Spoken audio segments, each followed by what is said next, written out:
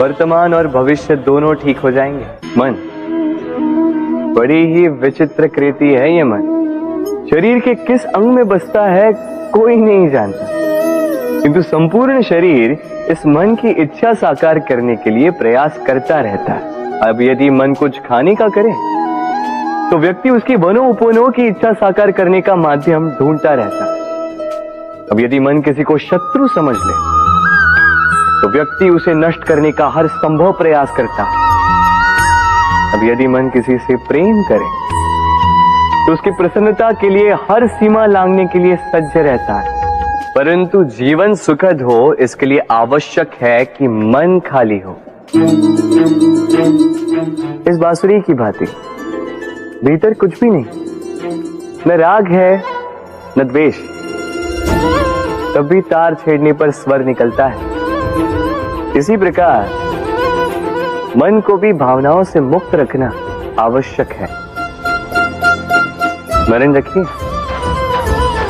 मन में कुछ भर के जियोगे तो मन भर के जी नहीं पाओगे। राधे राधे। मनुष्य का स्वभाव है कमाना, संग्रह करना, फिर चाहे वो धन हो, नाते हो, संबंध हो या हो प्रसन्नता। परंतु क्या आपने कभी सोचा है नियति ने ये संग्रह करने की प्रकृति मनुष्य में क्यों डाली? एक बीज से पौधा पनपता है, उसके भोजन से फल संग्रहित होता है। क्यों? इसलिए ताकि वृक्ष उसे स्वयं खा सके? नहीं, बल्कि इसलिए ताकि वो भूखे जीवों में बांट सके। अब आप पूछेंगे कि इसमें वृक्ष का क्या लाभ? लाभ है, क्योंकि जो बांटता है वो मिटता नहीं। जो फल ये जीव खाते हैं वो उसके बीजों को वातावरण में बिखेर देते हैं, जिससे जन्म लेते हैं नए वृक्ष। उसकी जाति, उसका गुण, उसकी मिठास अमर हो जाती है। इसलिए स्मरण रखिएगा, अमीर होने के लिए एक एक क्षण संग्रह करना पड़ता है, किंतु अमर बनने के लिए एक एक कण बांटना पड़ता है। राधे राधे। प्रेम संसार का सबसे पवित्र बंधन है, पर सच पूछो तो ये बंधन से मुक्ति है, स्वतंत्रता है।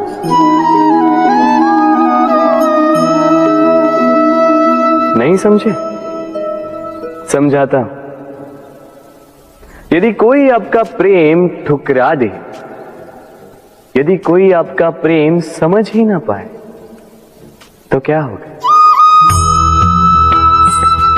कुछ उदास हो जाएंगे, कुछ छल करके प्रेम पाना चाहेंगे, तो कुछ बलपूर्वक प्रेम पर अधिकार करना चाहेंगे।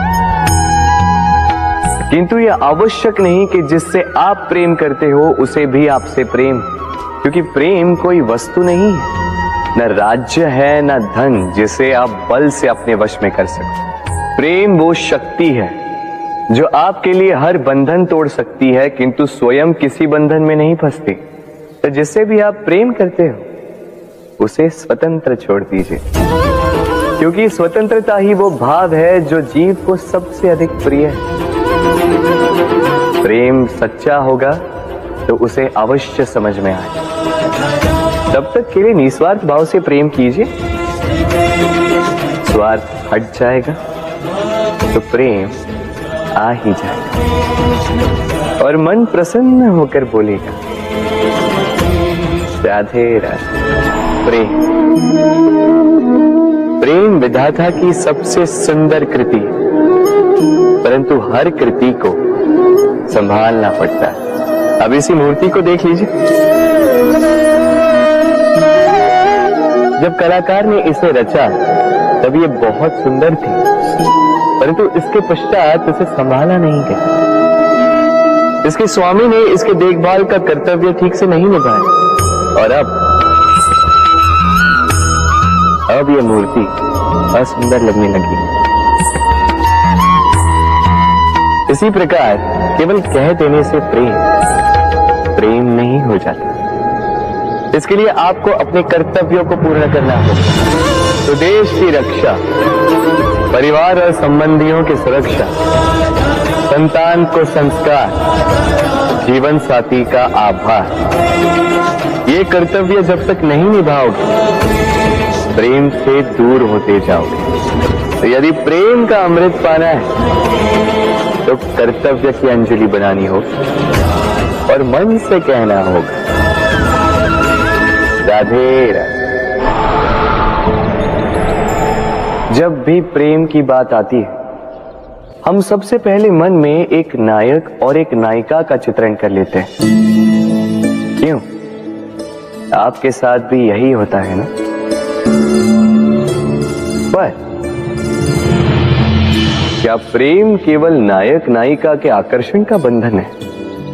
नहीं, प्रेम तो परिवार से हो सकता है, माता पिता भाई बहन से हो सकता है, सखा मित्रों से हो सकता है, देश और जन्मभूमि के लिए हो सकता है, मानवता के लिए हो सकता है, किसी कला के लिए हो सकता है, इस प्रकृति के लिए हो सकता है।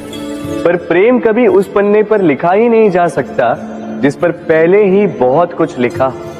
जैसे एक भरी मटकी में और पानी आ ही नहीं सकता। तो यदि प्रेम को पाना है तो मन को खाली करना होगा। अपनी इच्छाएं, अपना सुख सब त्याग कर समर्पण करना होगा। अपने मन से व्यापार हटा दो, तभी प्यार मिलेगा और मन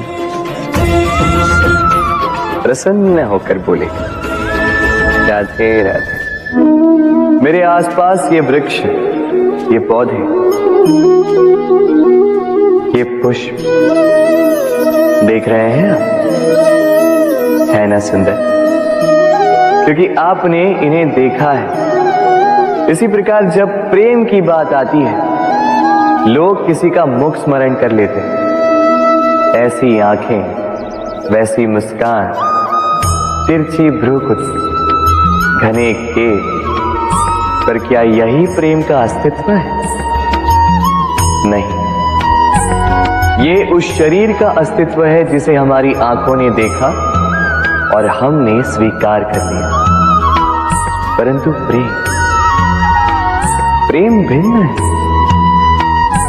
प्रेम उस वायु की भांति है जो हमें दिखाई नहीं देता, किंतु वही हमें जीवन देता है।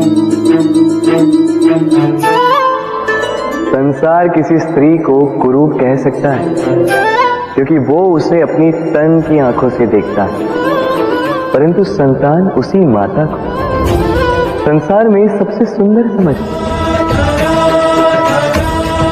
क्योंकि वो भाव से जुड़े।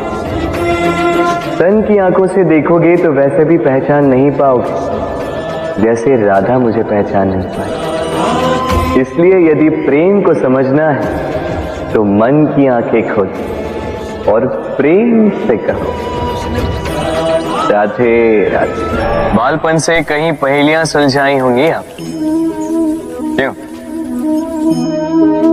तो आज एक और सुलझा लीजिए। बताइए, आपके जीवन में वो कौन सी वस्तु है जो आपका सबसे बड़ा मित्र भी है और सबसे बड़ा शत्रु भी?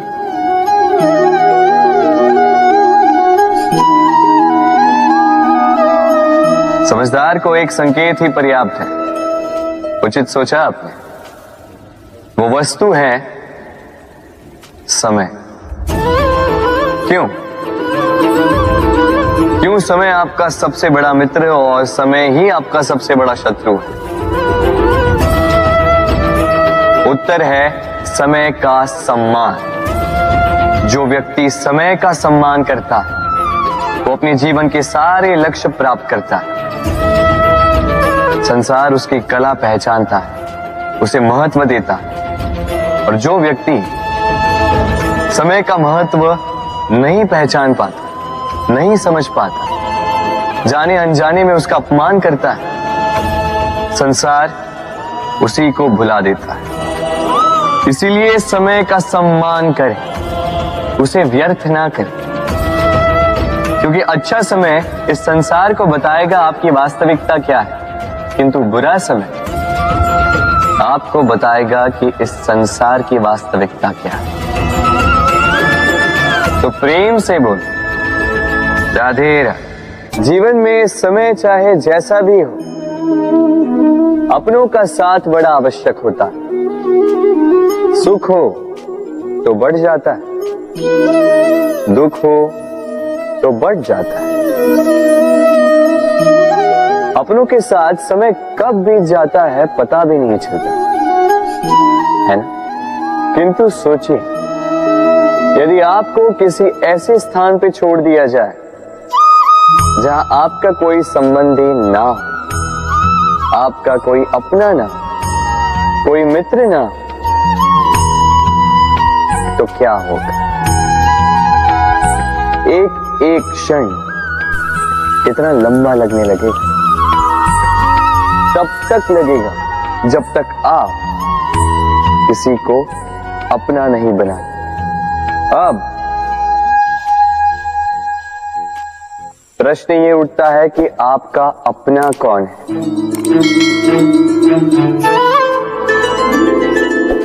वो संबंधी जिनके साथ आप रक्त से जुड़े हैं, या वो मित्र जिनके साथ आप बालपन से पले बढ़े हैं, या वो सहकर्मी जिनके साथ आप काम करते हैं? नहीं, अपना वो जो विपत्ति में काम आए। अपनों की परख समय की कसौटी पर की जाती है। स्मरण रखिएगा, अपनों के साथ समय का पता नहीं चलता, किंतु समय के साथ अपनों का पता अवश्य चलता है।